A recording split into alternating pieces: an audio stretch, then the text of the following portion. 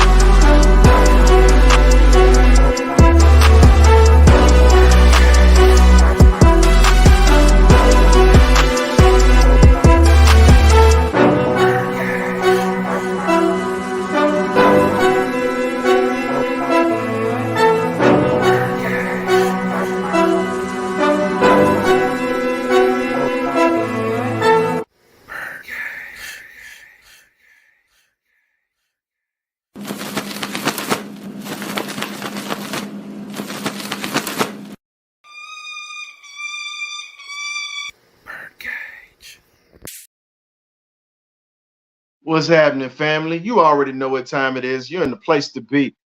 Welcome to the bird cage. You already know how we get down. You either get right or you get left. So right now, since you're tuned in right now, you apparently are getting right. And for those who hadn't tuned in, it's okay. You can catch us on the replay. But guess what? You're getting left out with this good old live action that we have tonight and a few things that we got going. First and foremost, before I start bringing the crew on, I got to say rest in peace to Mr. Marvin Butkus, better known as Dick Butkus, one of the greatest middle linebackers to ever play in the NFL. We've lost a legend today. And if you ever look at it on each level, linebackers are compared to Dick Butkus when you talk about the way that the game is played. The man played hard, he was tough, and played through injury. You talk about your middle linebacker, you don't find him on the tennis courts. You don't find him playing patty cake. That man was an old school throwback that many reflected. And once he was out of the NFL, he also went into commercials and also an acting business as well. He and the legendary Bubba Smith, God rest his soul as well. But today, rest in peace to Mr. Marvin Butkus. We definitely are sending condolences out to his family and much love to the Chicago Bears organization right now, because that is a huge loss to lose a legend that way. So the first thing we're going to go ahead and do, like I said, go ahead and click that StreamYard link so we can go ahead and see you guys in the comment section. Welcome, welcome, welcome to those who are in the YouTube section, as well as the Facebook. Like I said, you either get right or you get left. But before we do anything and get to anything, I got to go ahead and bring in my guy, K-Dub, Killian Worthy. What's going on, K-Dub? What's going on, BirdCage family, listeners and subscribers? Great to be in the building tonight, get into this, delve into this Texas matchup and everything goes into it. Glad to see you tonight, historian. If we haven't told you yet, hit that like, share, subscribe button. We got plenty of great content every week. Let's go. So we don't have Coach Brand in the building tonight with us, so he's taking care of some things tonight.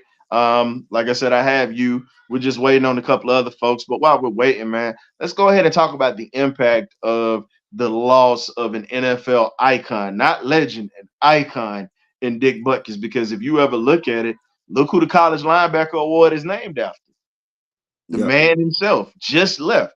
And, you know, our Georgia Bulldogs have been fortunate to have a couple of those Butkus Award winners or whatnot. It just sucks that they don't play for the Falcons. Hint, hint, Terry Fontenot, I'm talking to you. Go ahead and start looking in your backyard and pulling some of these dogs out.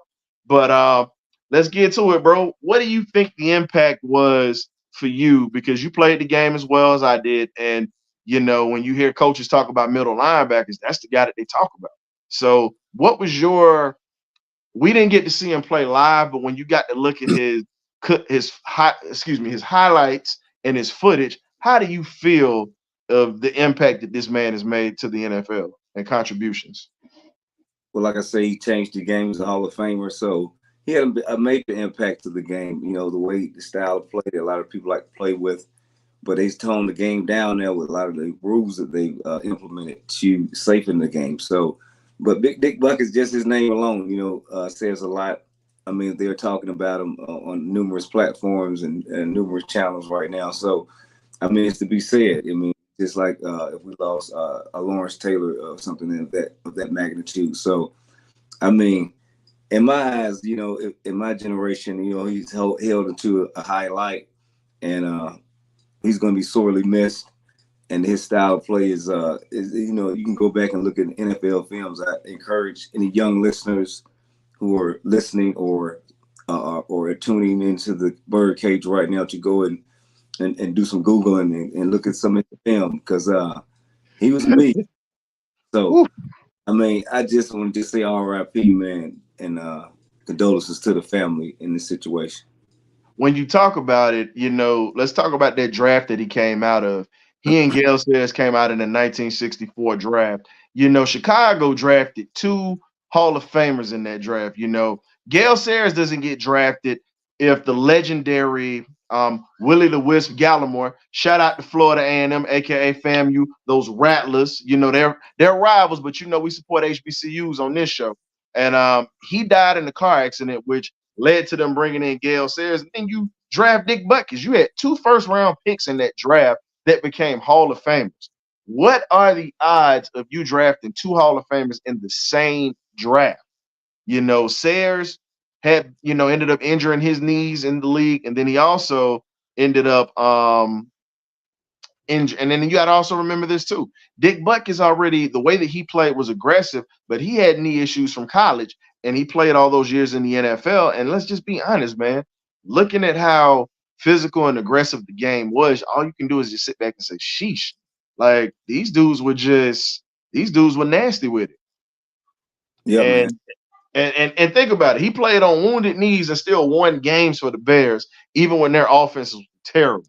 Their defense has always been a staple. And, you know, minus this year, you know, this is the worst that we've ever seen a Bears defense as long as I've been living. They could be trash and everywhere else, but they've always been strong with the linebacking core and the defensive line. Secondary is up and down, but that's one thing that we can say that's, you know, that's a staple. And you lose an icon like this, you know, this for a lot of Bears fans that I know personally, you know, Walter Payton's my idol. I'm a diehard Falcon, but Mr. You know, Sweetness is always going to be my guy. I know it's going to be some Falcon fans that's mad at me about that, but I'm going to tell you this, I'm taking Walter Payton over William Andrews any day. Y'all can say what you want. I love the Falcons, but that's my dude. Jackson State. And, you know, when he died, you saw how much of an impact it was on the NFL. And you're starting to see the same thing with Dick Butkus passing. The whole NFL truly, truly is mourning that loss. Yes, definitely, for sure, man. Like I say, you know, it's a sad time, and it's a sad time, especially for Bears fans and NFL fans alike. And we just gotta, you know, be there for the family. Like I say, you know, he left a great memory and great career behind, and he's a Hall of Famer. So it'll be here for the family, and just like I said, encourage the young guys, man. Just go ahead and look at that film, man, and just like I say, pave way, like give way, like and give respect to the people that came before us, to play the game. That's Exactly. aptitude for it. And paying respects, we're gonna go ahead and pay respect to the gray one that just came into the building or whatnot. What's going on, old timer? Oh, what's going on, family? How y'all feeling? How you doing today, man? How you feeling? Tired, but hey, I made it. Can't complain. Glad to have Nah, I was gonna say you can complain, but you already know those how old people said you can complain, but don't nobody want to hear it. Don't nobody want the labor pains. Just show me the baby. That's pretty much what it is. So speaking of labor pains, let's go ahead and start this thing off, man. And we got the original three OGs in the building. You already know how we get down, baby. It's been a minute since it's been us three in here, so let's go ahead and hold this thing down, man. Missing our guys tonight. Scoop, Coach, Meltdown, Turbo. You know what I'm saying? Coach Cam is out there coaching those kids, and doing his thing. And shout out to Bree, the first lady of the BirdCage. She's doing her thing with the kids and whatnot. But speaking to it, Falcons versus Texans on Sunday. How about it, fellas?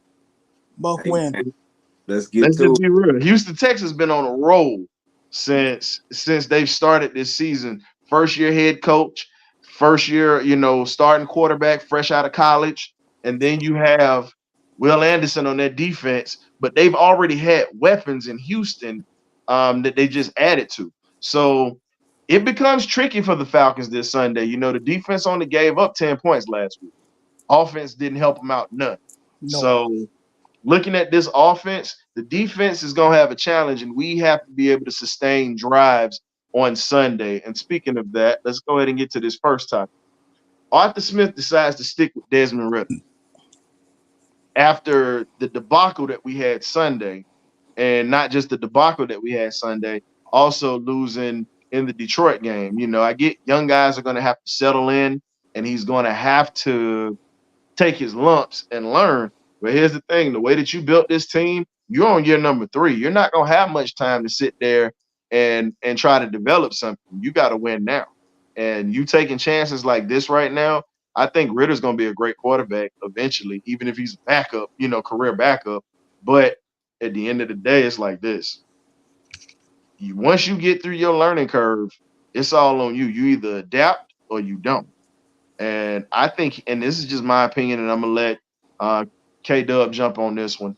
I really believe that he need to sit for a game or two and let Taylor Heineke just go ahead and, this man is getting paid more than Ridder. He's also in a situation to where he's been a starting quarterback in the league. He understands the timing, how to get the ball out quick, pretty much how to put the ball downfield.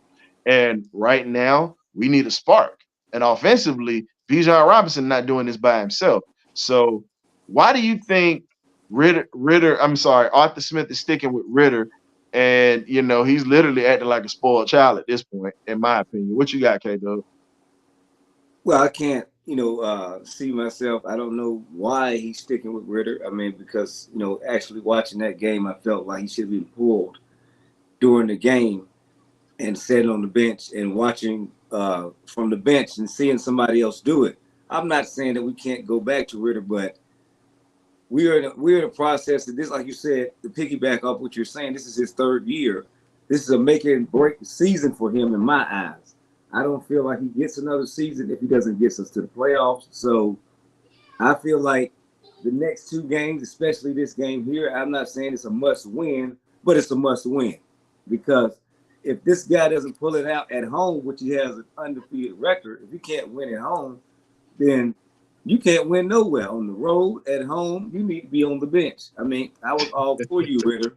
I really was all for you. But my eyes cannot deceive me watching the television in the 2. And it showed me piss poor reading defenses. You're being scared to act like you're scared to use the God-given ability that God has blessed you with. Mm-hmm. I did the NFL Combine that you were at, and you ran a 4.4. Did you forget that you ran a 4.4? Did you forget you had legs? I'm trying to figure it out as a fan and as a consumer of the Falcon products. I'm sorry to laugh, but that was just cold blooded. You said the man forgot he had legs. I'm realist because doing this show, we've been bigging you up. I got you on the wall behind me here, Mr. Ritter, and you're hanging me out to dry here, sir. So what as a fan and as a person that articulates Falcon football every week, I want to know, an inquiring mind wants to know in the Falcon Nation, why are you holding that football? Because it seems like you see it, but you don't even throw it. And if you throw it, it's either behind or too far in front, or I don't know what's going on. I didn't see this Ritter at Cincinnati. I watched your whole career at Cincinnati. You were more accurate. Mm-hmm. Something is up. I don't know. The jig is up, man. There's sharks in the water talking about going to get Justin Fields, and it may be a possibility because. Whoa, got to slow down on that one. We got that one as a topic coming up. We're going to let you cook on that one because I know you've been waiting for that one. Yeah, okay, I'm going to jump back, but yeah, I'm trying to figure out what's going on too. Arthur Smith, when I listen to the press conferences, because I go through them and I comb through these press conferences, it sounds like you want to get fired. You're hanging your head on it's been 8. He's only had 8 games. And you really can't judge a guy on 8 games. Well, you only got a couple more games in your last year. This is your 3rd year. So, I'm just trying to figure it out. I'm gonna pass it over on to Roy Beard. Let me get his thoughts, but that's where I'm at with it. I feel like he should be sitting right along with you, sitting on the bench on the sideline. I'm preferably for Woodside myself. Heineke didn't show me enough in the preseason. I know what he showed in Washington, but what I've seen recently, Woodside looked like the better option for this playbook. So that's just my opinion on it. Go ahead, Gravy. What's your opinion? I think Arthur Smith is just trying not to deflate Ritter's confidence. That's why he's sticking with Ritter, I believe. I think Ritter, man, biggest thing, man, I think he's trying to do too much. He's not letting the game come to him, from my opinion, for what I see. Him and Arthur Smith are like, Arthur Smith is right here with his play calling, and Ritter is like right here. They're not in sync or whatever. Especially like after looking at Jacksonville, man, they just look like two sides of a coin. It just really didn't make sense. So for me, man, this is an important game for Ritter. You at home, you have to win back the fan base because half the fan base is pretty much off the Ritter train. Come on, when they're on the Ritter train to begin with, but now they clearly off that Ritter train. So you got to win back the people. Not only that, you have to let people know that, hey, Arthur Smith made the right decision by sticking with me and whatever. So I think this game right here, man, he just need to come out and just ball, man. He just need to come out and just try to go through his progression more quickly, man. He can't pat the ball 4 or 5 times, man. If it ain't there, either you run or throw it out of bounds. Let it be another down. And for me, man, he just need to get into that flow, into that rhythm or whatever. So, man, to me, this game right here is important. It's not the end all, the be all for the season, but for Ritter, he really, really, really got to prove himself in this game. And I don't think Arthur Smith, even though if we don't make the playoff, they're gonna get rid of him or whatever. That's just my opinion. But he definitely will be in that hot seat next year. Hopefully that won't happen. Hopefully we'll be able to make it to the playoff and make some noise or whatever. But for me, I just think Ritter just need the ball. Now you saying you just said Arthur Smith, he gonna be in the hot seat next year. Nah, I'm gonna tell you this here. Y'all can sit there and say next year, but they in the hot seat right now. Yeah. Like I said, because let's be real. Right. For you to pick, no, I got to roll on this, okay? I'm gonna get you, but I got to roll on this one. You know, for you to piss away the division the way that you did, you understand what I'm saying? Last year, you had a chance to take the division last year. You had a chance to get these boys into the wild card last year. Let's be real. The Yep. New Orleans Saints game, first game of the season. You choose not to go for it on the 4th and 1 when even though Mariota's not the greatest thrower of the ball, but he's solid enough to where he could pick up a yard. You piss that away. Then you go away from running the ball inside the 10-yard line um against Washington last year in Washington on the road, and you throw a pass and literally on the goal line. You're trying to throw it to Patterson, but here's the thing. Give it to Tyler Algier. He was cooking that day. He literally had that game won. Then let's talk about the LA Chargers game. We got out in a slow start, up and down, up and down. We finally start to make plays to stop those guys. And then Drake London, being a rookie last year, he ends up trying to do too much. In that situation, they should have told him, hey, don't try to be a hero. We need to just get what we can get and put ourselves in a position to win this game. He gets that ball stolen from him from Khalil Mack. That's ball game. That pretty much screwed us. Let's talk about the Rams game. We lose that at the end. So those are 4 games that I've talked about where the defense has given the offense clutch opportunities to seal a game. Even if they started off rough, the defense has come through. Even when it was shaky as a stripper at a Mississippi pimp convention. Let's just be honest with you. I'm just going to call it for what it is, dog. Arthur Smith is in a position to where you don't even trust your play calling. You don't even trust what you're doing. My thing is, you got to go. I'm sorry, you got to go because you're in a spot now where now you're getting ready to start getting into guys' contract. You got some rookies, but then you got some veterans that are going to be coming up on renewal contracts. You got a chance to win this weak division we're in this year. Tampa's looking solid right now, and you already know that this thing is just getting ugly. Let's just be honest. It's just getting ugly. But I really believe that if he would have probably started Ritter a little earlier last year, maybe he might have had the confidence, and maybe we could have got through the bumps and bruises and been in a situation where he's finally figured it out. But hey, falls on the head man in charge, falls on Dave Ragone for not being able to develop a quarterback, and then you're in a situation to where you're just hosing the potential of this offense. You don't have any speedsters on this offense. You got to start attacking the middle of the field, running crossing routes, running out routes, and you've got to start bullying folks. But I'm going to let Killian cook on this next topic right here. So getting to it, the Justin Fields buzz has intensified amongst the media and the fan base. Here's the thing. Everybody wants to talk about how bad he is in Chicago. Okay. Ladies and gentlemen, when has he had an offensive line to give him time? When has he had to not run for his life? The kid was the number 1 quarterback in the country when he came out of high school. The kid was nominated for Heisman his sophomore year and his junior year. The kid was literally in a situation where he couldn't do it by himself, but he willed a lackluster Ohio State team to a national championship where they got thumped eventually by Alabama. So let's be real. This boy has had to be the savior everywhere he's gone, even back in his Harrison days. Killian, what you got, man? I mean, the people of Georgia know what they got at Justin Fields. A lot of people wanted him when he came out in the draft. Is an opportunity, probably more than likely, that we can get opportunity to get him because, what Chicago looks like this year with them having the first 2 picks in the draft.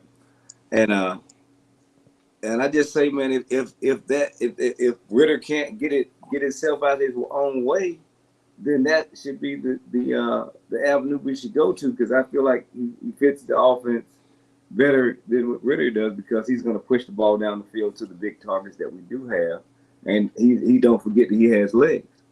I mean, I'm just saying. I mean, it's all about the person. Ritter, you have all the opportunity because Mr.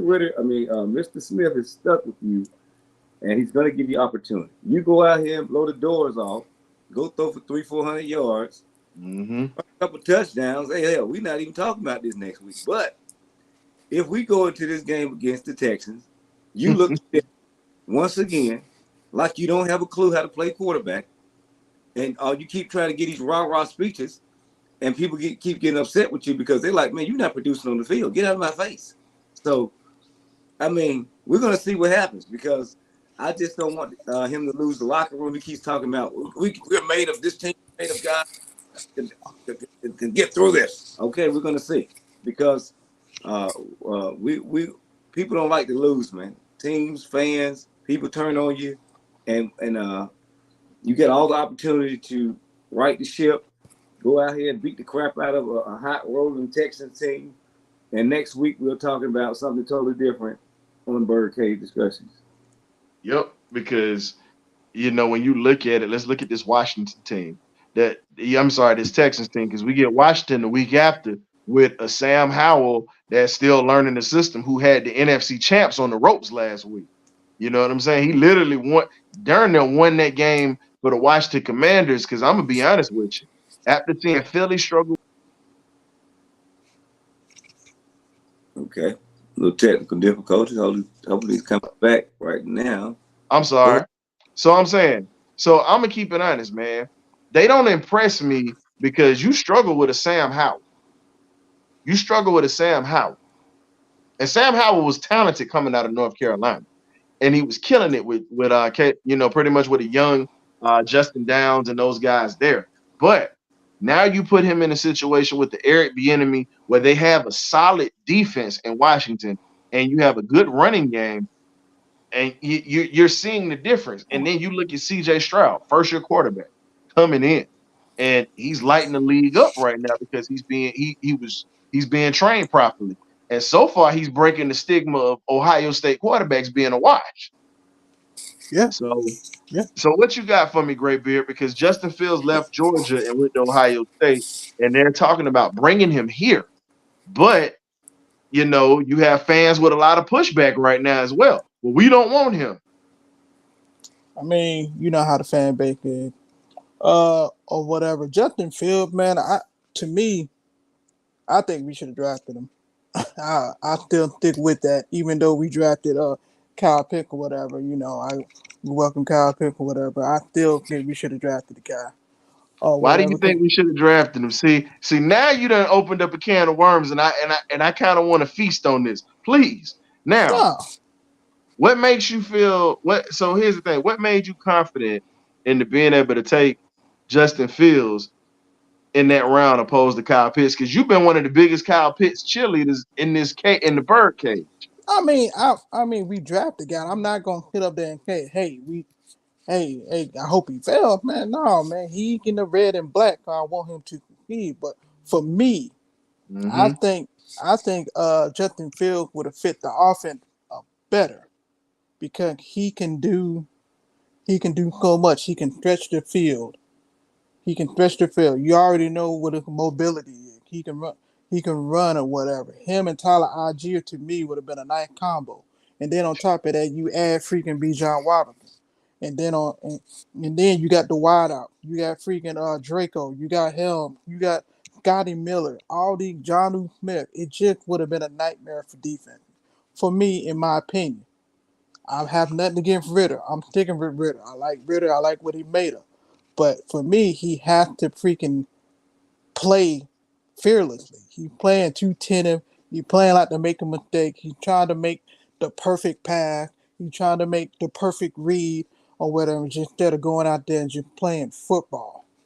So for me, I think if they got an opportunity to get Fields, why not, man? Why not? But at the same time, we just did pay freaking Tyler Heineke 2 years, $20 million. So it'll be a waste of a freaking backup quarterback that's making $20 million on your roster just to get that hold of clipboard. He making less than $20 million, bro.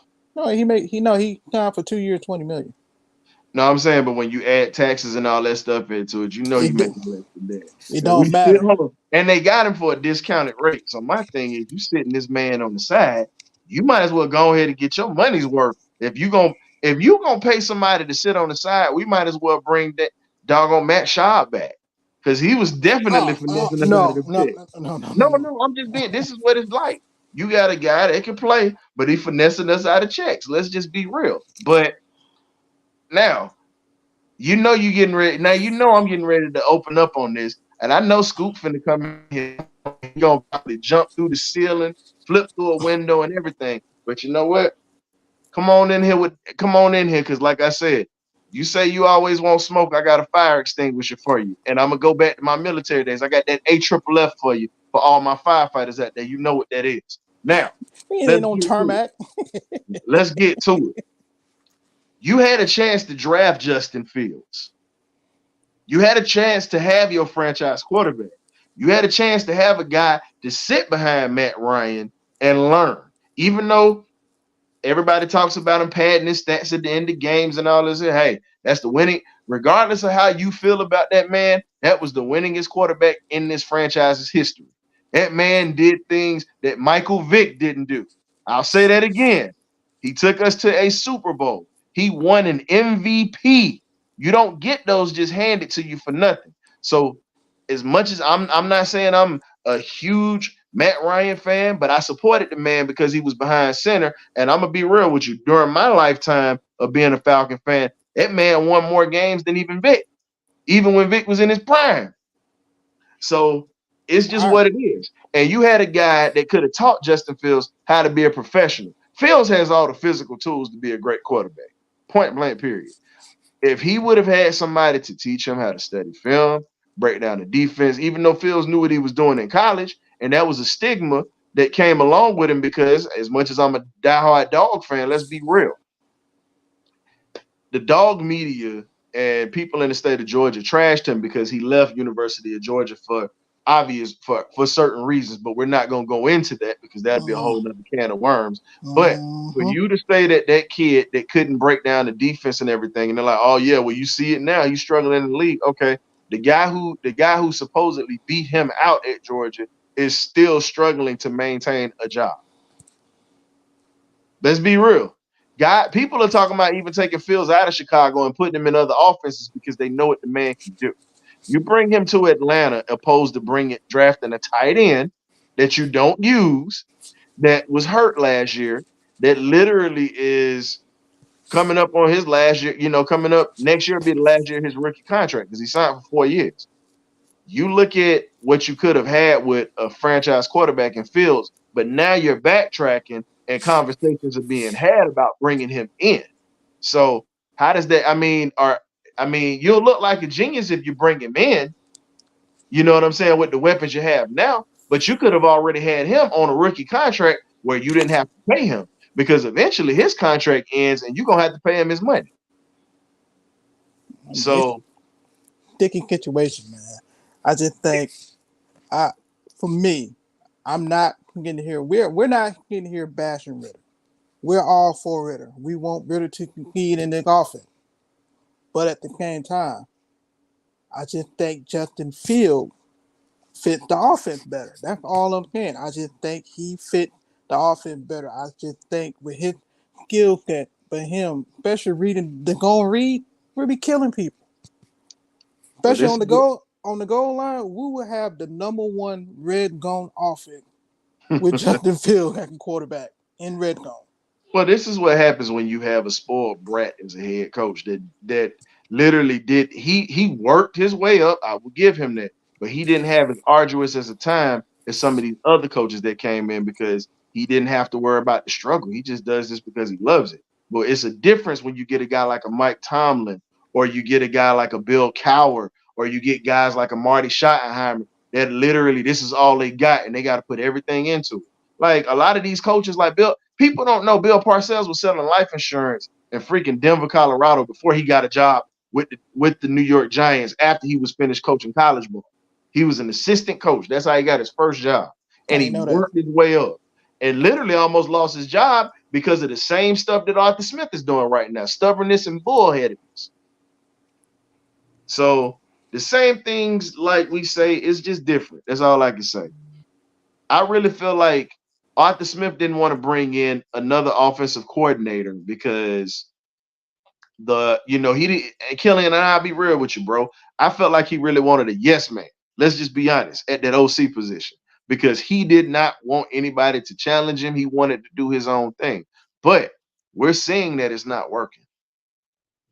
Yeah, he needs my opinion is he needs to bring in a young offensive mind, maybe from the college ranks, and a guy that's just chomping at the bit And he got, it doesn't always work when they go to the college ranks, like when they got the guy from LSU when they won a national championship. But it got to bring in some fresh new ideas and let the guy run it, man. And Arthur Smith needs to oversee the whole operation instead of overthinking when it's time to call that crucial play.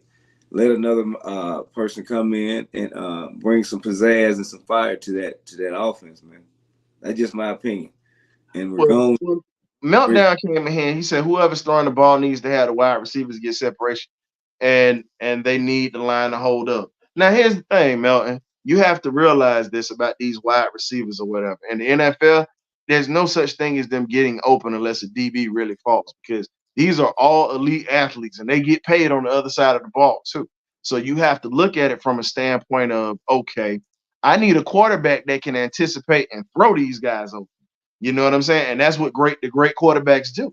You throw a guy open. You'll never be able to just have a guy just wide open unless he's like a Chad Johnson, where he's got elite footwork, or a Tyreek Hill, where he's got that elite speed, or legendary Cliff Branch, who's got that type of speed at that receiver spot where he can leave a defensive back. And the only way you stop him is pass interference, But with the way that the game is now, you're not going to win games. And everybody wants to say this, but let's be real.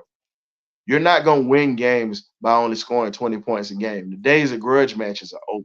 You're going to have to be able to score points. You can still have the physicality of a grudge match type of team and a bully type of squad, but you really have to upgrade some parts of your offense. You have to be able to throw the football. And at this point, as Coach Brandt says, we couldn't even throw the ball into the beach. We couldn't even throw the ball into the open beach water. Yeah, man. It's pathetic. Just pray for better outcome, this coming Sunday against the Texans, that maybe the going over to London was an anomaly. Like maybe their sleeping patterns were messed up. I don't know. I have no idea. But we did not get the bus. We did not take the show to pass off and was ready to play. We were enamored by the city of London, and it just showed. It's like we went over there just for vacation or something, and then didn't get ready to go to work. So why do you think they left on Thursday instead, man? That was just mind-boggling, because your body got to adjust. Why didn't you leave on a Monday or a Tuesday? That's something I don't understand. That's something that I was talking about with people at work, and I was having a conversation with. So I'm trying to figure that out myself. Like, why would you not leave before and get your body acclimated to the time zone and to everything that goes on in London and get yourself prepared to play? But I feel like that was a learning experience, and they'll learn from that. The coaching staff, if he's around to be coaching somewhere, in the future, if they're playing overseas, that you would do that different in the future. Here's the question I have for you. Now, we had one of our guys, Nathan Smith. What's going on, Nathan? This is him. Why not bring in Cliff Kingsbury as your offensive coordinator? Man is innovative. Man can call an offense. Problem was he didn't have a defense. Let's be real. Arizona was able to score points.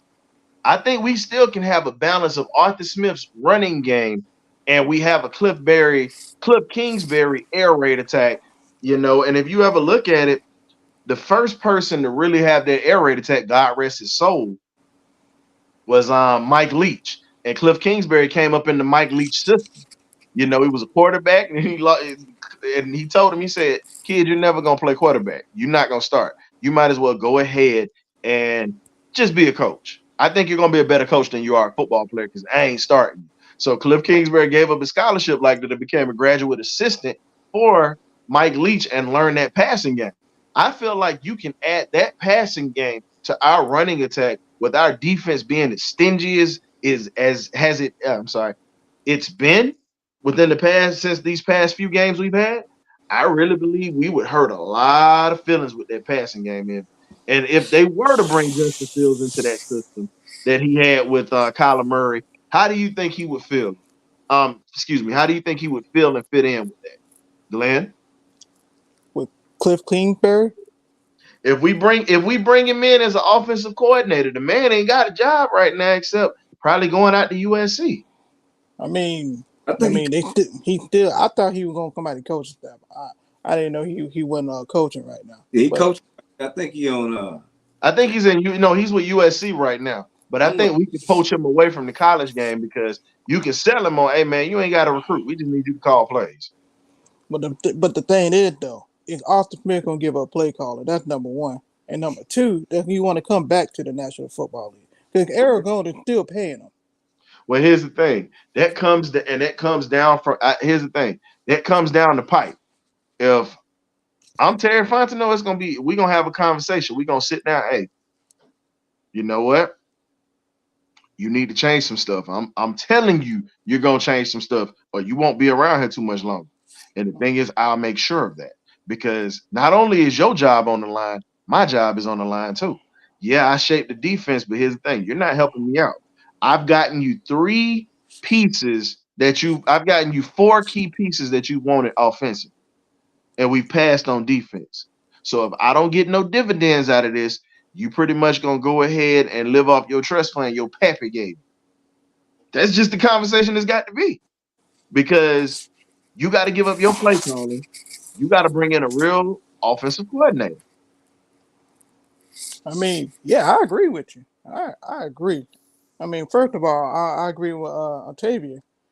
Gone should have been gone after week 1, in my opinion. I been gone after last year. Yeah, I mean, he was not my pick to be a OP, a quarterback coach, or nothing. I don't even want this man to hold a clipboard. I don't want him to be a part of the organization. He wasn't good at Chicago. He wasn't good at Chicago. Hold up, you didn't go far enough. You say a clipboard. I don't want him holding a cup of coffee. Damn. Not he'll fumble that too. I mean, I don't know why he just thought Burgon was gonna be a fit. I don't know. That's just me. I don't know why he thought that. But it's the homeboy stuff again. I tell you. I mean, yeah, you nepotism, boy. You have to be new, innovative, and creative out here in the NFL every single year. You have to break the mold. You can't like his story like to say having these retreads. Bring some fresh ideas to the table because what the NFL is about is people catching up. When they catch up to what you like to do, you old news. So it's like when your scheme is new, it's like when they were coming with the Wildcat. Oh man, it was the new thing, and then when they caught on to it, like that man.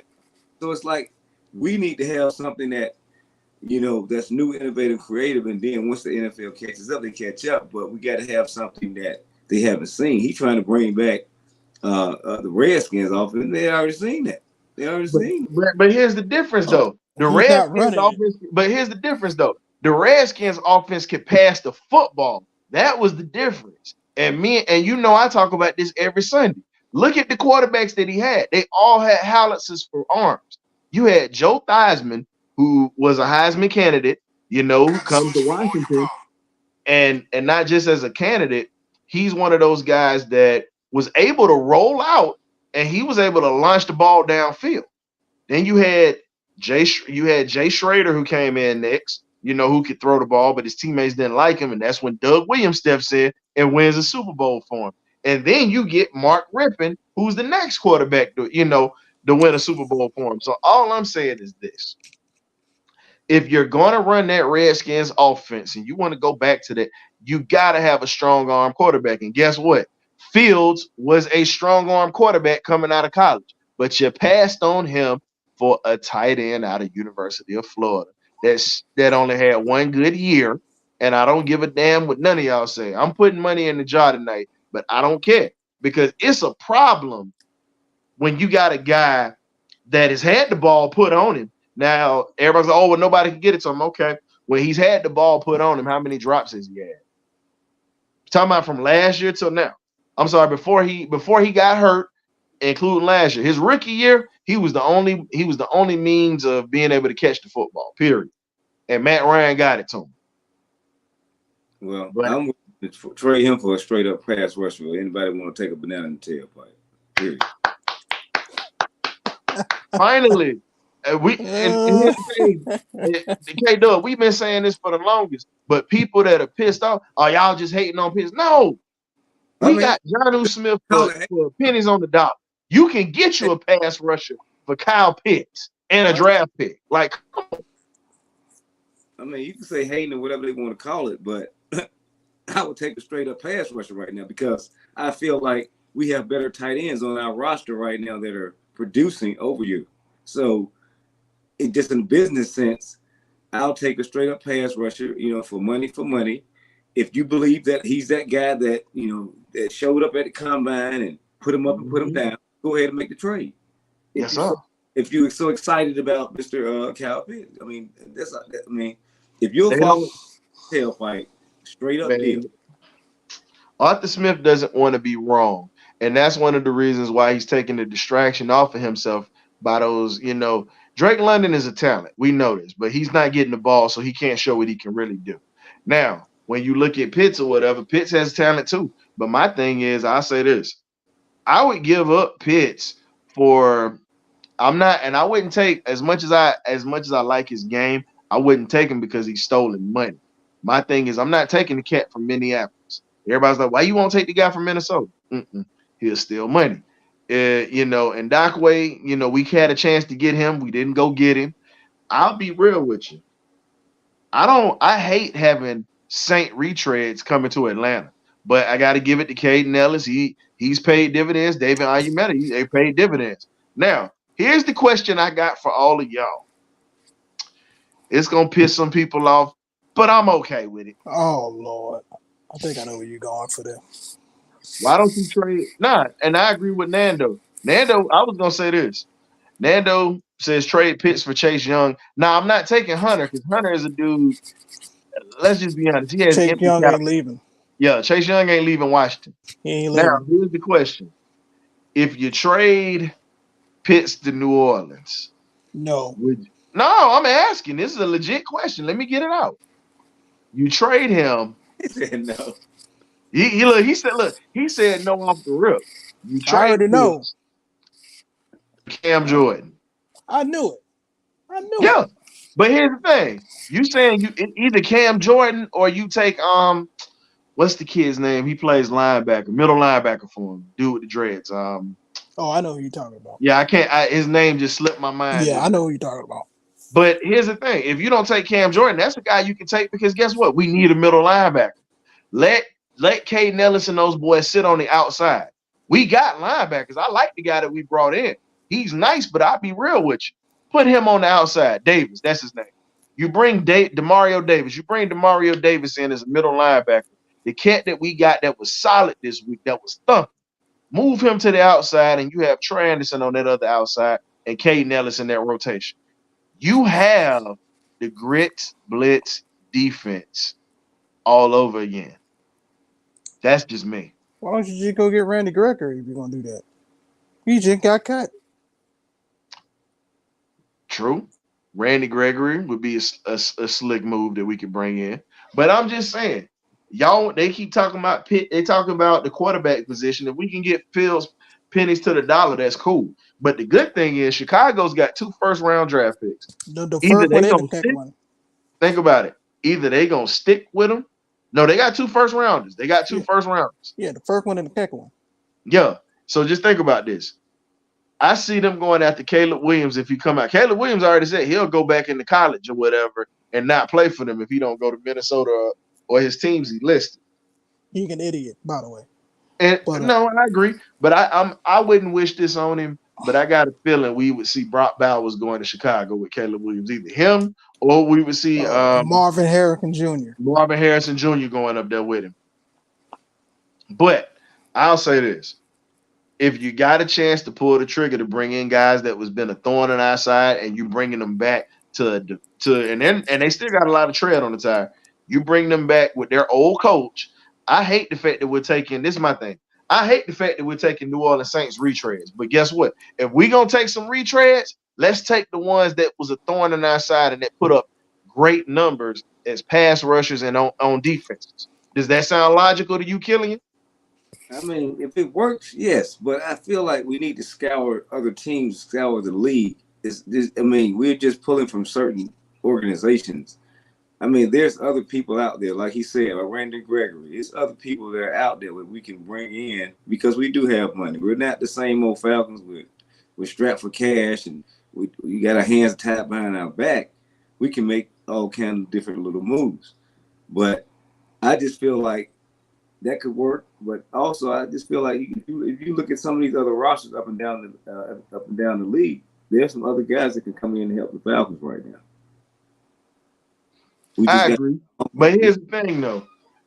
You already know Terry is still in tied with that office because that's the reason why we was some of the stuff that we was able to get. You understand with that one? That's the reason I mentioned that because I think we wouldn't give up as much trading because here's the thing, ladies and gentlemen, we all hate the Falcons, but they call me the historian for a reason, but I tell you like this. There was a game where the Falcons were playing the Saints in the 60s. And guess what? We traded away 3 or 4 of our players during that game. You can look this up. And they walked right over to the other locker room during the middle of the game and swapped uniforms. And we had a couple of Aints players come over and do the same. So it's nothing new for us to swap players with the Saints. We've been doing that forever. Heck, we had Joe Horn at the end of his career. We darn sure did. Oh, everybody forgets all of this. Everybody forgets, you know what I'm saying? We've had Saints players on our team. So, but I agree with my guy Nathan Smith. Devin Lloyd would be somebody I would look at if you could trade him to Jacksonville, trade him over to the AFC. That would be something. You keep him out of the NFC, and he wouldn't be a problem for us. But the run game has got to be a main staple for us on Sunday. Can't get cute. We got to try to attack that D'Amico Ryans defense, but we know that they're physical up front and they got guys that'll hit you in the mouth. Everybody's not named, but we do know that they have a defense. How do you think this run game is going to balance out, fellas? I mean, the run game has to be the anchor, in my opinion, man. The run game has to complement the defense. We don't want to go 3 and out and our defense going on 10, 12 freaking yard drive. They be so tired they can't do anything. So if I'm Arthur Smith, man, Tyler Algier is gonna be eating that game. We gotta hit. Tyler Algier gonna be hitting him with the body shot. Bijan gonna hit him with the home run. We gotta find some way to get those to make sure our run is literally eating up the clock, so PJ Stroud can't get on the field and whatever. Let our defense rest and let control the momentum of the game. The less possessions they got, the more we have, and the more we can really, really take a hold of the game. Mm-hmm. Like Killian said last week, Algier has the hot hand. Let's be real on this. Bijan, he makes a couple of splash plays, but you got to go away. Like Coach Brandt was saying last week, you run that counter play. You don't keep running it up the middle. You don't keep running that darn counter. You run it one time to bust them open, to get them to squeeze in. And the thing is, you hit that with Algier. You put Bijan out there, use his speed to hit the outside, make guys miss, do what he does. You've got to wear that defense down. It's just like a heavyweight fight. You jab. And then when you see them drop that hand just enough, you got to step into it and let them have it. That's just how that goes. You got to drop them like a bad habit. And that is how that running game has to work. But it's what it is, man. And the thing that we're going to see a lot of, Will Anderson is going to be a problem. He's already been a problem since he stepped foot in the league. And he coming home, Will Anderson is going to be a problem. Oh, yeah. And we can't allow him. That offensive line has to do a better job of not allowing him to get a hold of our runners. But you got to get the ball out. Pretty much.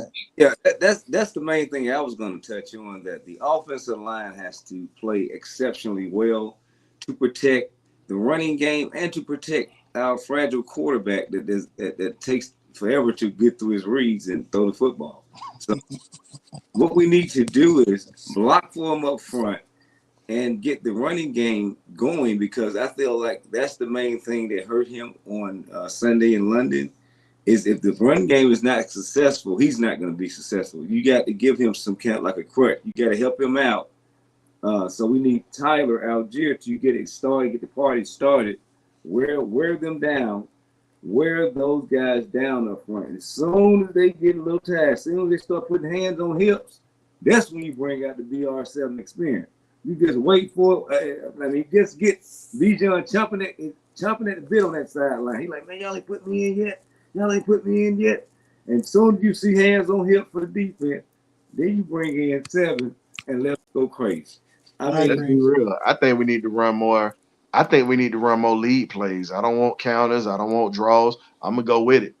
I'm gonna give you this, ladies and gentlemen. I hate the Cowboys with everything in my being. I hate everything that come out of the University of Florida. I hate Emmitt Smith. I say that to this day. Emmitt Smith couldn't carry Barry Sanders' jockstrap or Walter Payton's gym bag. I'm gonna say that now. So all y'all that want to say that, y'all kick rocks. Now, but I will respect Emmitt because of his durability. He was great. Can't take that away from him. But the play that they ran, because he wasn't the fastest, he wasn't the strongest, he had good balance, but he ran 24 lead his whole career. They never changed that play from high school to pretty much to the NFL. Jimmy Johnson even said this himself. He said, all right, Emmitt's the type of runner I got to run inside. Guess what? 24 lead, 22 lead.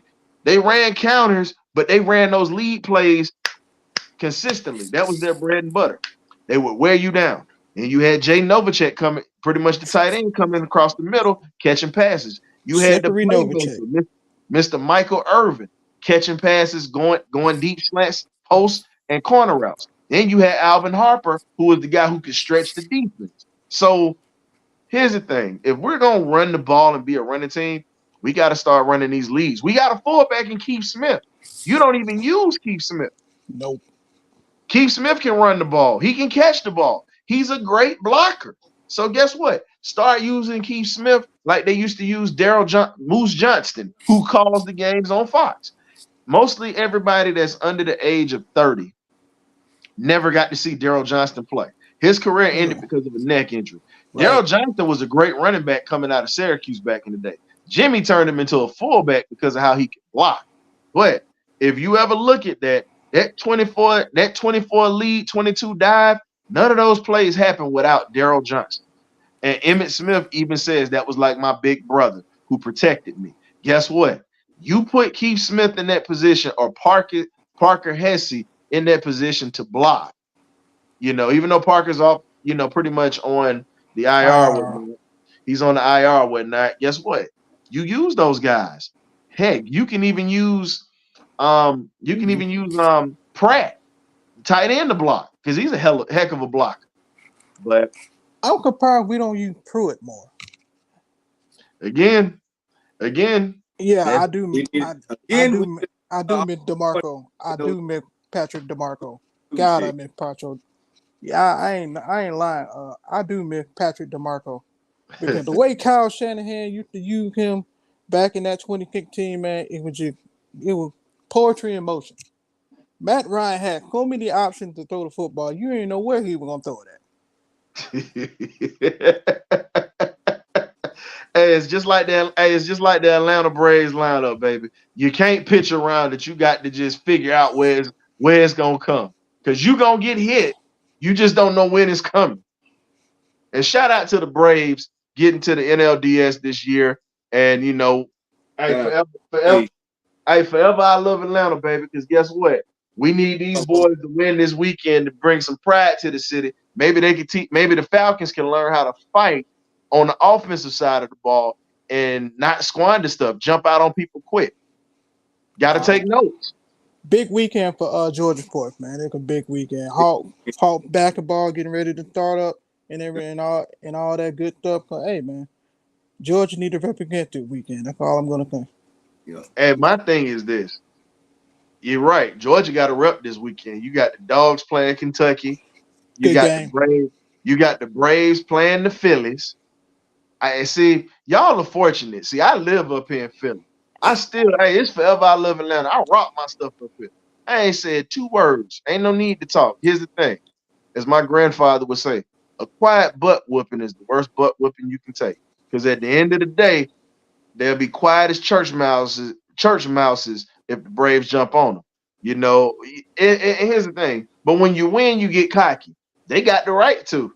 They went to the World Series. They went to the Super Bowl last year, you know, and we have to get to a place where our football team can match what's being done in the state. We need it. We need it. Definitely do, man. And the sad part about it is we're going to continue this trend of losing if we don't get things right. And that hurts. But we got a guy that came from a team that has rebuilt from being a loser to where they're pretty much top of their division right now. Jeff Okudah, guy we got from Detroit. Do you think the addition of Okudah has changed the scene? You know, pretty much this change of scenery he has in Atlanta. Do you think that we're starting to tap into that number one overall potential and that skill set that he was projected to have coming out of the draft, getting up under Jerry Gray's tutelage? I think you just hit it right there. Working with Jerry Gray have really brought out the best in Okudah, man. And AJ Terrell, I know he's just like, man, I finally got somebody that got my back now on the other side of the field, man. So yeah, we're starting to see a little bit of that first round potential with Okudah, man. I just hope he stays healthy. AJ getting picked on now. That's the thing. Last year, AJ wasn't getting picked on. Right. And now he's getting picked on. So that's telling you the impact of Okudah right off the bat if he stays healthy. K-Dub, what you got? Well, like I said, you know, I talked about this probably a few episodes back. That Jerry Gray in the interview is smitten by Jeff Okudah. He's saying he was the hardest worker in all season, put in all the work that really surprised the coach himself. It says he's was doing every bit of everything that he asked in the off season, but you know the injury slowed him up, and you know now he's back fully healthy. Now you're just seeing the fruits of the rewards of the work that he put in, and like he was saying, like Graybeard was saying that Okudah and Terrell now they basically have a duo now. They came into the same draft. I think they'll. If he keeps playing solid, great, outstanding football on the other side, they'll lock him up, and then we'll have a tandem on both sides of the corners for years to come. With Bankhead. With Bankhead. With Bankhead Bank. He already locked up. He got the big bag back. Hey, you know who I'm waiting on. You know who I'm waiting on. See, we already got one representation from the west side or whatever. When you talk about it. You know what I'm saying? You already talk about Bankhead Bates, and then you got my man AJ Terrell. You know how it go. Been here, you know, Mr. Westlake himself. But I'll be honest with you, I gotta give a little love to your area. If DeMarco Hellams touched the field, we got to call him East Lake. We got to at least call him East Lake Hellams, baby. Hey, let's be honest with you, bro. He come with the thump like them boys at East Lake Meadows used to back in the day, man. Why aren't we using him? I'm just saying, baby. You know, I got to show some love to the east side. You know, I'm a SWAT, baby, but you know I got to show some love to the east side. I know I clown, but let's just be real. He got that type of attitude that you see them boys out of Decatur with, like real talk. I really want to see Hellams hit the field, man, make some plays outside of the preseason. Then he can make a name for himself. I mean, we got the name ready for you, but you got to make the field. This is not the preseason. It's the real deal. You need to get in here. We calling her East Lake Meadows Hellum, baby. East Lake Meadows. Hey, we got to show the east side some love, man. We gave Jesse Bates, you know, we gave her out of town and called him Bankhead Bates. So, hey, that's East Lake Meadows Hellums right there. As soon as he touched the field. But getting back to it, though, I really believe Jeff Okudah is in a spot where he's going to be, I'm from Ben Hill, baby. Ben Hill, Ben Real, baby. You already know what's happening. Off of Enon Road, baby. Oh, man. Off the Daytona Drive and Enon Road, baby. You can look my credentials up, baby. I'm a graded, baby. I'm sorry. Let me get back professional for a second. I apologize, ladies and gentlemen. Had to make sure that I had to get back into form in my character, but you know, every once in a while, you know, Hey man, you get some folks that want to sit here and try to find out where you really from. You can check my credentials. But at the end of the day, I just love the Falcons, and I just love what we're doing. And in the Birdcage, man, it's always love. It's always love.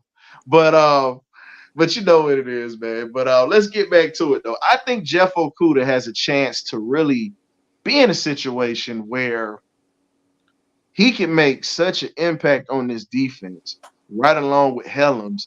If he ever gets the chance, Richie Grant gotta go. I need to see Helms or I need to see Jalen Hawkins. I'm sorry. Richie Grant got to go. That joker need to be thrown out like 3-day-old bologna water. Let's just be real. He got to go. He got to go down the drain. I'm sorry. You've literally been in a situation where you got help and you're the weak link of this defense. I'm sorry. It's too much footage out here. But outside of Okudah bringing a lot of pizzazz to this secondary and a lot of hard work, I believe that this defense matches up with this Texans offense. If we can get a little bit of pressure on CJ Stroud, I really feel like we have a chance because we know what Stroud did against that Georgia defense when they was putting pressure on him. He was still making throws, but he made a lot more mistakes when they started to get to him and they started to touch him a little bit. Yeah. But that's the thing, though. I got to let Deacon Killian jump on this. How you say, Killian? They got to lay hands on him. Holy hands. I mean, like I said, he had some great games leading up into the game coming into us, but we got to just show him that you are a rookie quarterback. So that means fresh exotic blitzes. I mean, coming from all different types of ways. I mean, Ryan Nielsen just got to kind of throw the whole kitchen sink at him and really speed up his clock. I mean, like I say, he has success, but you can get smacked down real quick and learn that you're a rookie quarterback in this league real fast.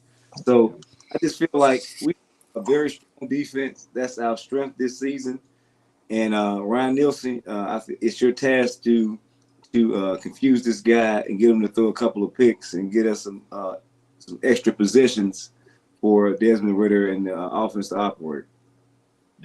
I'm gonna be honest with you. To me, I feel like the greatest secondary, and I'll go old school, and I don't care. I'm a historian for a reason. To me, I feel like one of the greatest secondaries and the most intimidating secondaries was that 1976 Oakland Raiders secondary. You talk about Jack Tatum, the assassin, at free safety. You got George Butch Atkinson, Morris Brown alumni, Savannah, Georgia boy, playing that strong safety. He was the smallest out of the secondary, but he was the meanest. Then you have Skip Thomas. Skip was that guy who would make plays, but at the same time, Skip wasn't the dominant force. He was a bit of the mediocre guy. And then you got Willie Brown on the other side, the Hall of Fame cornerback. That was a shutdown corner. Grambling State alumni. It's all Southern over here, but I always give respect to Eddie Robinson and his proteges that he put out to the league.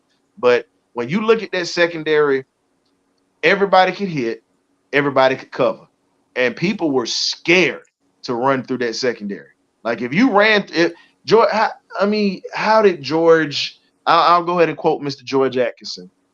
He said, you view a receiver as a burglar coming into your house. When you come into the house, you got to make him pay for coming into your house. And he said we viewed receivers as burglars, and we caused a lot of collisions because of that.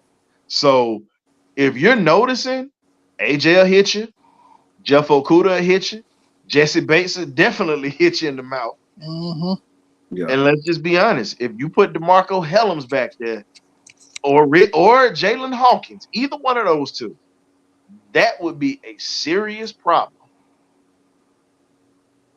I agree. And we got to mix these. And to me, I feel like we got to mix these guys in with the Texans, K-Dub and Graybeard. We got to mix them in. Got to. Got to, man. You got to put them in rotation, man. Definitely do. We got to make freaking PJ Stroud look like a rookie.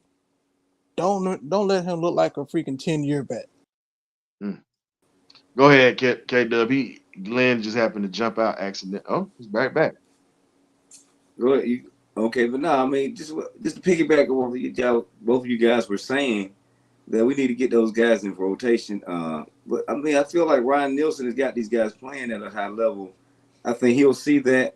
He doesn't seem like to be the stubborn brat that you consider Arthur Smith to be. So hopefully he's open to ideas and changing up his defense to implement different players to improve the defense in more ways than one. Mm-hmm. So, but yeah, man, I mean, I'm wishing for the best on the defense, but we just need to confuse that rookie quarterback, man. Get him on the ground.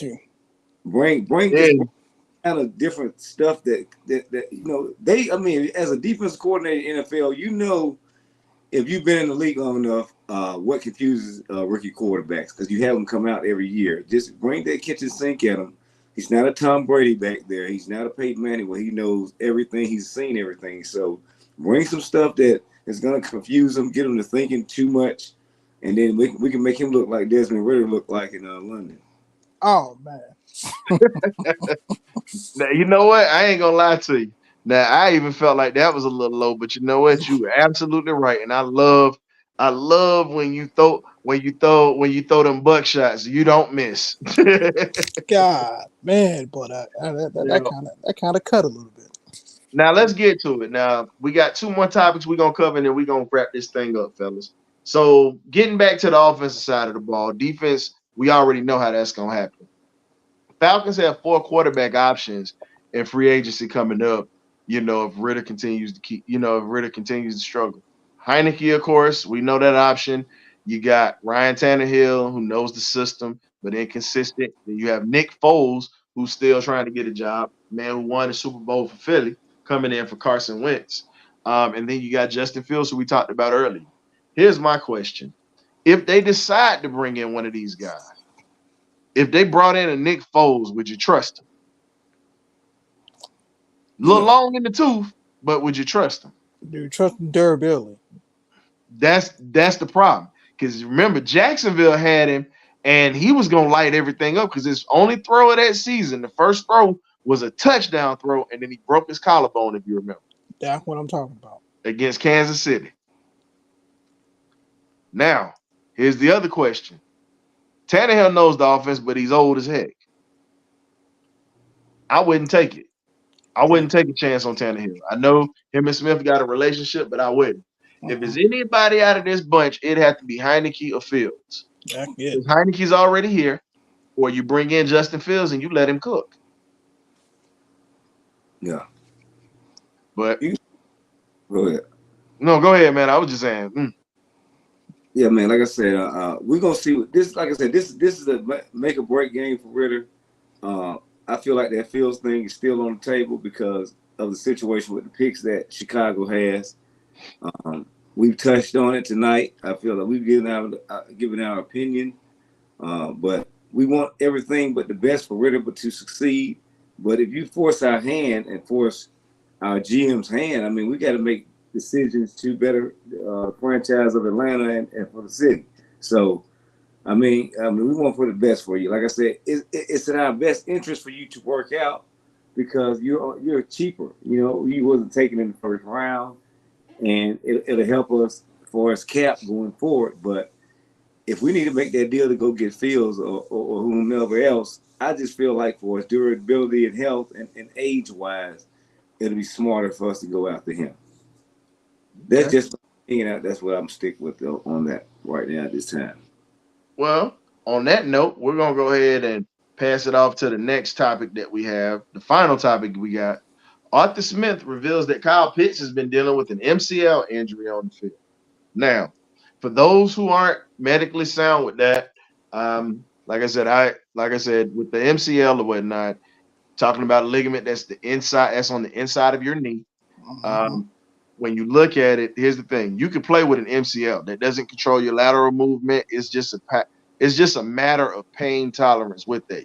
He's gonna have to get that MCL really checked out. But you got guys that play with torn MCLs all the time at skill positions. But it's all about pain tolerance. He doesn't have the explosion. He's not really a factor for us. Now, if you're gonna put him in the red zone and make him a red zone factor where he's not gonna kill himself, I say go for it. But it's all about pain tolerance. I would say if he's hurt right now, sit him down. Play Jonnu Smith. Play McCole Pruitt. You've got two capable tight ends on this team. Play those two. Pruitt, play Jonnu Smith. Jonnu is a guy who's already shown his value and his worth already. That's just me. I just don't understand where did it come from. Where we're thinking week 1. If he had a Langley MPL, why is he playing? He shouldn't be. We left Cordell Patterson out for a thigh bruise, and this man finally got on the field at week 4. So Stovall. So I know you're saying that you would take Deion's son, but here's the problem with Shedeur. Shedeur holds on to the ball way too long. He got a cannon for an arm. He got a howitzer. The kid can play, but he's got to get better at getting rid of that ball. He holds on to it way too long. We're dealing with that with Ritter. Now, if he actually figures that out, I wouldn't mind because he can ball. But at the end of the day, you got to just look at it for what it is. But somebody oh man, so Stovall said I trust a rattlesnake before I trust Smith. Dang. Well, at least you know you're gonna get bit by the rattlesnake eventually. At least you know what you get. Death. You're getting death. That's all I'm gonna tell you. Wow, Melton. He said, I think it's a cover up for a broken. Hey, but my thing is this, man. It's gonna come to a point where Arthur Smith got to figure this thing out because eventually he gonna lose the locker room. Only reason why you're sitting there putting that out there, I'm not saying Pitts isn't hurt for real, but I believe it's a cover up. That's just my opinion. I believe you're trying to cover up for this piss poor performance that these Falcons have been having, and your offense that you had this dream and everything of executing. Your offense is not executing. You definitely need to reevaluate yourself, Arthur Smith. You definitely need to look in the mirror, and you got to figure out what you're going to do to get this team in the right place. Because at this point, you're in the hot seat. You're in the BirdCage. You're in the hot seat with majority of us. There are some of us that are in here that will remain nameless. I'm not going to put that out there unless they want to put that out there. That's going to ride with you like that. But I've been off the Arthur Smith train since last year. I even said it's time for him to go if he doesn't put out. Like, my thing is this: I don't trust you. I would trust a crackhead in the middle of a crack house with putting my wallet on the floor and turning my back and hoping and knowing that they won't run out the door. I would trust them not to touch my stuff while I'm standing right there before I trust your play call, bro. I hate to say it that way, but it's the honest to God truth. I would trust somebody that has a drug problem before I would trust you. You know what I'm saying? And trust them not to spend my money on narcotics.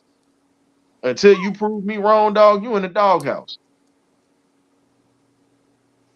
Yeah. I'm sorry, fellas. I just been feeling. I've been feeling kind of froggy lately. So y'all got to forgive me. It's fine. You know, pray for me. Don't look as the hat says. Pray for me. Don't hate him, please. Just don't hate me. Pray for me. Don't hate me. I definitely will. So we ain't gonna win no more games then. If you feel that strong. Nah, because here's the thing: when you gonna take accountability that you screwed up? When you gonna take accountability of what of you making bad choices in the draft? Yeah, I said it, and if he proves me wrong, I'll be mad enough to come on here and say I was wrong. But so far, since he's been in Atlanta, I don't want to hear that BS. Oh, well, we didn't have money. No, you're right. We didn't have money, but guess what? We still had a draft. We still drafted players, even without money in our pockets. So I ain't trying to hear that. So y'all can sit there and give me all the BS rhetoric you want. It is what it is. You might as well go ahead. And just let. I'll say this here. Man, let Creflo Dollar be the coach on the sideline as bad as you've been playing. At least he know how to manage. At least he know how to manage some money. Shoot, here at least tell somebody to go catch some holy water and bring some money back. Shoot, give us a return on our investment. No, you did. Yes, I did. I threw it out there. No, you But didn't. anywho, I ain't gonna sit there and do that. Let me stop before I get it. Look, let me stop before I get in trouble because I know there's somebody on here that might know Creflo. But it's all good though, man. I appreciate y'all boys for joining me, man. First time in a long time we done had the OGs together in this thing. Already. Any prediction gonna go? I just want to win. I ain't even got a prediction for the damn score Sunday. I I'm just not need them to win. I ain't predicting nothing. there with a win. Now, if you predicting the Braves and the Dogs, I give you that. But I definitely ain't giving you no points for the Falcons. Go ahead. 35-17 Dogs win. If they play a complete game like they played in the fourth quarter against Auburn, I say 35-17. Kentucky's gonna get points, but that's my prediction for that. For the game against the Braves and the Phillies. If Spencer Strider starts off hot early, I say Braves win that probably 7-4. Phillies are gonna score. You got to give it to them. They got a lineup that's just like us. They gonna score. I was gonna say 8-5 Brave. Yeah, I'm gonna say like 10-7 Braves. I was gonna say about 8-5 Brave. Boy, you generous with them runs. I don't want Philly to score nothing. We got them heavy hitters. For the Dog, I was gonna say 30. I was gonna say 34-14, man. I just think, man, if we can stop they pounding the running game, man, because they quarterback stuff. Go. His quarter. Look, hey, well, you got to remember this. Desmond Ridder is from Louisville, Kentucky, and University of Kentucky. They coming out of Lexington, and Devin Leary, that kid Leary Leary and Ridder looked exactly the same last week. I mean, what masqueraded what they running back running for over 200 yards and having like 4 touchdowns. So. Yeah, Bullard's playing. McConkey's gonna be on the pitch count like he was last week, but they'll find a way to use him. And shout out to Carson Beck. I know this is a Falcon show. I know we got all kinds of folk on here, but darn it, I'm getting ready to speak this because I got some Bulldog fans in here that's been talking about my dog. Hey, yeah, I'm gonna tell you like this. He's number 2 in the SEC with total yards. He almost has 1,500 yards in literally 5 games. The man still is averaging. Y'all can say, oh, well, he's running slant patterns and guys are getting yards after contact. Yeah, he's missed a couple of deep shots. I'm not going to deny it. But I'm going to tell you like this. The man has won. The man has had 2 comeback wins. Literally, we shouldn't have had a comeback win with South Carolina, but I believe the coaches kind of threw that game to see what that team was made of because they figured they was going to win it because they were calm in the locker room. But that Auburn game, that was a fight. And they showed that they could come back. So here's my thing. Put some respect on that man's name. He's undefeated. The man literally has 72% QBR and completion rating. And he's only got 2 interceptions on the season. That's all I'm going to say. Hey, That's all I'm going to say. One more thing, non-Falcon related. Justin Fields looked like he having another good game. He got 2 touchdowns. Both of them to DJ Moore. They're currently winning 20-3. That's against Denver. Let's see if their defense can hold up. No, against Washington. The same team we got to play the week after next. Oh, Lord, we got the Jersey guy in here tonight. What's up, Mike? I'm just messing with you. You know I got to give you crap. You're an East Coast cat, man. I've been dealing with them jokers all weekend. But you know I got to pick on one of my guys. Shout out to my guy Island Mike, man, out there in Puerto Rico living his best life, man. Much love to the Big fellow Mike. postal retired postal worker. My dog was moving that mail for everybody back in the day. Put some respect on you. Hey, start tipping y'all post office folks, man. They go through hell at work. I'm telling you that right now. Start tipping your clerks at the post office, dog. Seriously. Just like you tip your barber, tip your postal workers, man. They go through all this stuff trying to provide you with stamps and everything. The reason y'all get attitudes from postal workers is y'all come in there and y'all literally give them grief. You know what? Smile at them. You might get an extra stamp for free. You never know. Well, you know what? Never mind. Them stamps like 58 cents a piece. You ain't getting that for free. No, you're not. No. But we got to go. We're going to see you guys on Sunday. You already know how we get down, man. Check out Turbo's Lifeline. He'll be streaming the games on Sunday. Also, check us out for the Party Line or the Benediction post game show. We prefer to have it as the Party Line, but we've had the Party. Benediction for 2 Sundays in a row. I'm ready to go ahead and pop that bottle. You know, just start just juking with it. Just I just feel like juking with it a little bit. You know, K Dub, you feel it, dog. I see you up in that bouncing with it. Hey man. But hey, we appreciate you guys for coming through. Shout out to my guy K Dub and Gray Beard. And shout out to the magnificent BirdCage crew that's in the back that couldn't be here. And shout out to you people for showing up. Y'all are extended family to us. Y'all spend time out y'all week to come kick it with us, man. So without y'all, we wouldn't be here. We're thankful. A show for the people made up by people's opinions. But as we always say, you either get right or you get left. You know what it is, baby. It's the BirdCage. We out of here, baby. Peace. Hey. Hey.